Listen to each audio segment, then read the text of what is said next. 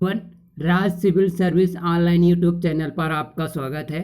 आज हम पढ़ेंगे उद्यमता। उद्यमता के अंतर्गत एक टॉपिक रहेगा ह्यूमन रिसोर्स मैनेजमेंट के अंतर्गत आता है। एक टॉपिक का नाम है human resource management. Human resource management के अंतर्गत एक टॉपिक आता है ह्यूमन रिसोर्स मैनेजमेंट। इसके पहले मैं 2-3 लेक्चर उसमें डाउनलोड कर चुका हूँ, तो उसको आप लोग देख सकते हैं। जो ह्यूमन रिसोर्स मैनेजमेंट है, तो कोई अगर उद्यमी है, फॉर एग्जांपल कि यदि मैं एक उद्यमी हूँ, किसी ऑर्गेनाइजेशन को संचालन करने वाला मालिक हूँ, तो मेरे सामने या मेरे कंपनी के मैनेजर के सामने कौन कौन से समस्या आ सकती है। या हो सकता है कि मेरे संगठन में, जिस संगठन में मैं काम करता हूँ, या उद्यमी हूँ, या तो मैनेजर हूँ या इंटरप्रेनर हूँ, तो अगर मेरे ऑर्गेनाइजेशन के अंतर्गत जो 2 प्रकार की जो गतियाँ होती है, किनकी, कर्मचारियों की, एम्प्लॉय की, तो उन्हीं 2 प्रकार की गतियों को हम लोग आज पढ़ेंगे। क्योंकि एक किसी संगठन या किसी भी ऑर्गेनाइजेशन में कर्मचारियों की गति या प्रतिक्रिया किस प्रकार होती है। तो इसमें कुछ इंटरनल रहेगा, कुछ इंटरनल रहेगा, कुछ एक्सटर्नल रहेगा। इंटरनल और एक्सटर्नल रहेगा। इंटरनल के अंतर्गत हम लोग पढ़ेंगे इंटरनल के अंतर्गत हम लोग पढ़ेंगे प्रमोशन के बाद ट्रांसफ़र के बाद डिमोशन। अब प्रमोशन, ट्रांसफ़र और डिमोशन में डिफरेंस क्या है, ये भी देखेंगे। जो एक्सटर्नल मोबिलिटी होती है, एक्सटर्नल मोबिलिटी होती है जो एक्सटर्नल मोबिलिटी होती है, तो उस एक्सटर्नल मोबिलिटी के अंतर्गत कौन कौन से आते हैं। तो उसमें पहले आ जाएगा रिटायरमेंट, सेकंड नंबर में आ जाएगा रेजिग्नेशन, थर्ड नंबर में आ जाएगा रिट्रेंचमेंट, फोर्थ नंबर में आ जाएगा ले ऑफ, और 6 नंबर में आ जाएगा, पहला हो जाएगा रिटायर्ड, सेकंड नंबर का हो जाएगा रेजिग्नेशन, थर्ड नंबर का हो जाएगा रिट्रेंचमेंट, फोर्थ नंबर का हो गया ले ऑफ, 5 नंबर का हो जाएगा डिस्चार्ज, 6 नंबर का हो जाएगा डिसमिसल, और 7 नंबर का इसमें हो जाएगा सस्पेंशन। अब इन जितने ये 7 पॉइंट ये हैं और 3 वो हैं, तो टोटल हो गए 10। तो 10 के बारे में हम लोग आज पढ़ेंगे कि 10 के बारे में डिफरेंस क्या है। तो पहले देखेंगे internal mobility. Okay, for example in case मान के चलिए अगर मेरा कोई संगठन है, इस संगठन के अंतर्गत होने वाली जो भी गति रहेंगी उसको बोलेंगे इंटरनल मोबिलिटी। अब इंटरनल मोबिलिटी के अंतर्गत हम लोग पढ़ेंगे प्रमोशन। तो मान के चलिए कि ये मेरा संगठन है, इस संगठन के अंतर्गत अगर मैं मैनेजर हूँ, मैनेजमेंट हूँ किसी ऑर्गेनाइजेशन का या किसी इंटरप्रेनरशिप का, तो अगर कोई व्यक्ति यहाँ बैठा है, तो पहले आज पढ़ेंगे प्रमोशन मतलब होता है कि एक कार्य या एक विभाग से उच्च विभाग में, उसे ऊपरी विभाग में क्या करना, ट्रांसफ़र करना, स्थानांतरित होना। तो ये कैसे होता है, ये होता है, प्रमोशन होता है, ये होगा वर्टिकल ट्रांसफ़र होता है। जैसे कोई फॉर एग्जांपल अगर कोई व्यक्ति यहाँ बैठा है ए वाले पोस्ट में, तो उसको यहाँ पहुँचा दिया जाएगा। तो ये क्या होता है, प्रमोशन होता है कि लंबवत गति होती है प्रमोशन के अंतर्गत। अब प्रमोशन के अंतर्गत जैसे जो गति रहती है, तो प्रमोशन के अंतर्गत जो भी गति होंगी प्रमोशन के तहत जो भी गति होंगी, उस प्रमोशन के अंतर्गत जो गति होंगी, तो उसमें प्रमोशन के कुछ टाइप्स ऑफ प्रमोशन होते हैं। टाइप्स ऑफ प्रमोशन के अंतर्गत पहले नंबर का आ जाता है योग्यता के आधार पर, दूसरे नंबर पर हो जाता है सीनियरिटी के आधार पर।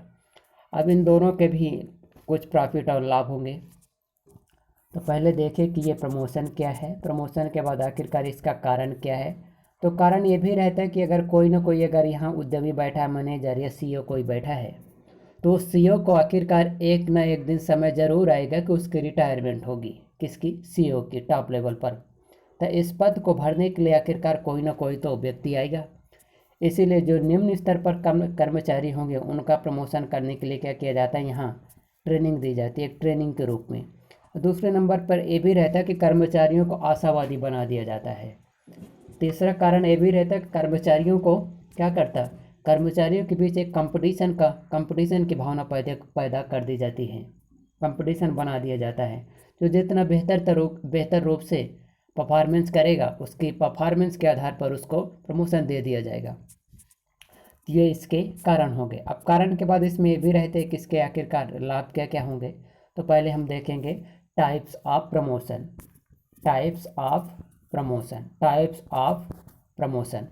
आखिरकार जो ये प्रमोशन होता है तो इस प्रमोशन के अंतर्गत कुछ समस्याएं होंगी। उन समस्याओं का समाधान किस प्रकार किया जाएगा वो भी इसके अंतर्गत देखेंगे। तो देखें यहाँ पहले हो जाएगा आखिरकार इसके बेस क्या है, आधार क्या है प्रमोशन के। तो प्रमोशन के जो आधार हैं रहते हैं तो वो उसमें रहेंगे योग्यता के आधार पर, और सेकंड नंबर का जो प्रमोशन रहता है वो रहता है सीनियरिटी के आधार पर। जो योग्यता के आधार पर उसमें प्रमोशन होता है, उस प्रमोशन के अंतर्गत जो भी काम किए जाते हैं तो उसके अंतर्गत देखें। अब जे मान इन केस फॉर एग्जांपल अगर यहाँ जो योग्यता के आधार पर जो भी प्रमोशन होगा तो इसके कुछ लाभ होंगे, और इनका जो मापन किया जाता है, जो मापन होगा ना, ये मापन होगा KSA। अब ये क्या है, नॉलेज, स्किल और एबिलिटी, तीनों चीज़ के इसमें मापन किया जाता है योग्यता के आधार पर। तो आखिरकार इसका लाभ क्या होगा, इसका लाभ इसमें ये होगा कि जैसे मान के चलिए कि मैं अगर इन केस फॉर एग्जांपल कि मैं ये ऑर्गेनाइजेशन है, इस ऑर्गेनाइजेशन में मैं क्या हूँ, एक मैनेजर हूँ। तो मुझे लगा कि जितने भी मेरे कर्मचारी हैं, कर्मचारियों को क्या होना चाहिए, बेहतर कंपटीशन बना दिया जाए।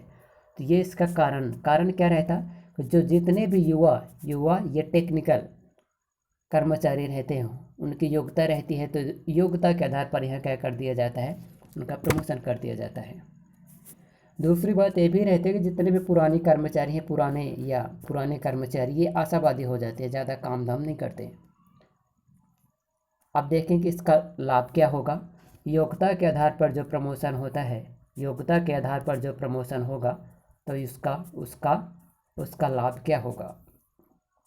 तो उसका लाभ जैसे जब मान के चलिए इसका जो प्रॉफिट होगा जो, तो उस प्रॉफिट के अंतर्गत ये रहता है कि कर्मचारी में एक कंपटीशन रहता है कि मैं जितना बेस्ट तरीके से अपना प्रदर्शन करूँगा उतना फास्ट तरीके से मेरा प्रमोशन होगा।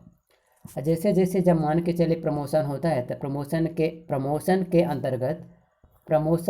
अंतर्गत क्या क्या चेंजेस आते हैं, उस चेंजेस में आता है स्टेटस उसका बदल जाता है, उसकी भावनाएं भी फिर जब देखेंगे ना किसी कर्मचारी की, अगर कांस्टेबल से हेड कांस्टेबल में गया तो उसकी औकात भी बदल जाती है, उसका जो कार्य रहता है वर्क क्षेत्र भी बदल जाता है, उसमें वेतन भी बदल जाता है, लेकिन उसका जो रिस्पॉन्सिबिलिटी वो भी उसमें चेंज हो जाती है। तो चेंज क्या क्या चेंज होता है इसमें चेंज होंगे, 4 चीज़ होंगे। एक तो कार चेंज हो जाएगा, कार के बाद इसमें रिस्पॉन्सिबिलिटी चेंज हो जाएगी, वेतन चेंज हो जाएगा, और इसका क्या चेंज हो जाएगा, स्टेटस इसमें चेंज हो जाता है।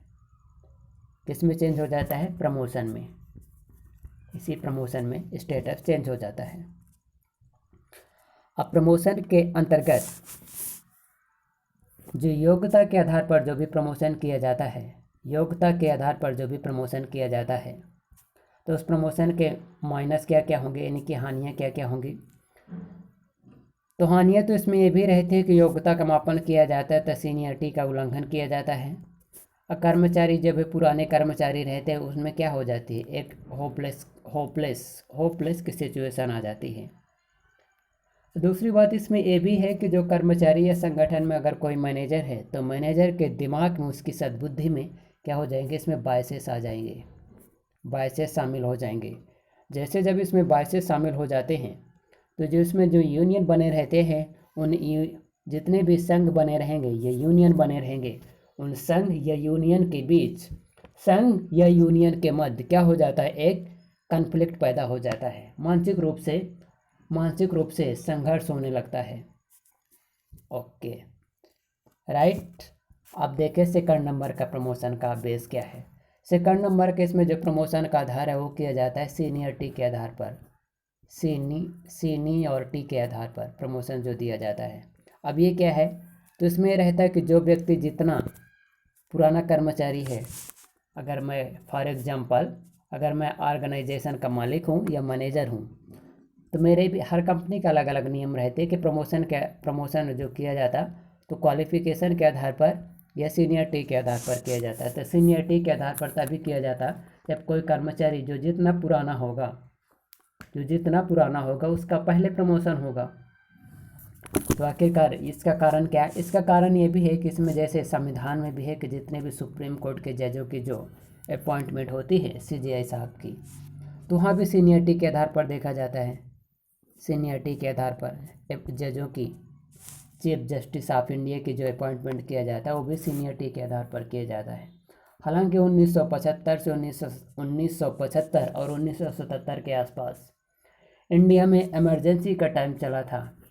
इंडिया में इमरजेंसी के काल में तत्कालीन इमिडिएटली जो प्रधानमंत्री रहे इंदिरा गांधी, तो इंदिरा गांधी जी का मानना था कि जो सुप्रीम कोर्ट में जो जज बैठे ना, जज, इनकी औकात क्या है मेरे सामने। तो इनको औकात दिखाने के लिए 1973 में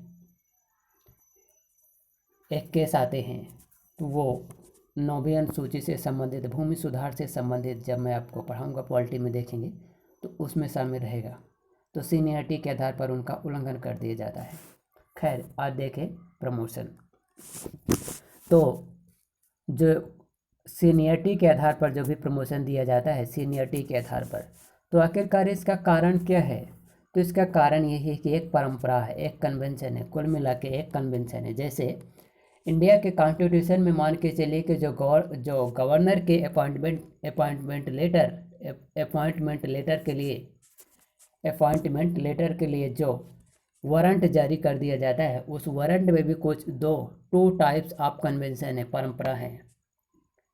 खैर, उसका अलग है, आगे देखें। तो इसका कारण क्या है, अल्लाह प्रॉफिट इसके क्या क्या होंगे। उसमें रहता है कि जितने कर्मचारी हो जाते हैं, क्या कर्मचारी हो जाते हैं कि आशावादी है कि आखिरकार एक न एक दिन तो मेरा भी जो भी नायब तहसीलदार, तो उसको आशा रहती है कि एक न एक दिन मेरा भी प्रमोशन होकर एसडीएम में मैं बन जाऊंगा। और जो भी डिप्टी कलेक्टर रहता है तो उसको भी आशा रहती है कि मेरा प्रमोशन होकर एक दिन मैं आईएएस बन जाऊंगा। खैर, आईएएस बनूंगा। तो आगे चल के देखें यहाँ। अब इसमें जो समस्या रहती है, इसमें समस्या क्या क्या रहती है, तो इसके प्रॉफिट क्या क्या होंगे। एक तो कन्फ्लिक्ट नहीं होता कर्मचारियों के मध्य, कन्फ्लिक्ट कभी नहीं होता। इसमें रहेगा कि इनका मापन क्या होता है, एक तो सरल रहेगा मापन। दूसरी बात इसमें ये भी रहती है कि संघर्ष इसमें नहीं होता, कन्फ्लिक्ट नहीं होता। इसमें जो भी है रहता कि पारदर्शिता रहती है। पारदर्शिता के इसमें भी रहता है कि ये क्या है, एक यूनिवर्सल प्रोसेस है, मतलब सभी को एक न एक दिन मौका आ जाता है। सभी को, एवरी एम्प्लॉय को एवरी पोजीशन में पहुंचने के लिए एक न एक दिन मौका मिल जाता है। तो ठीक है, मिलते हैं अगले नेक्स्ट लेक्चर में। Thank you very much for watching of this video.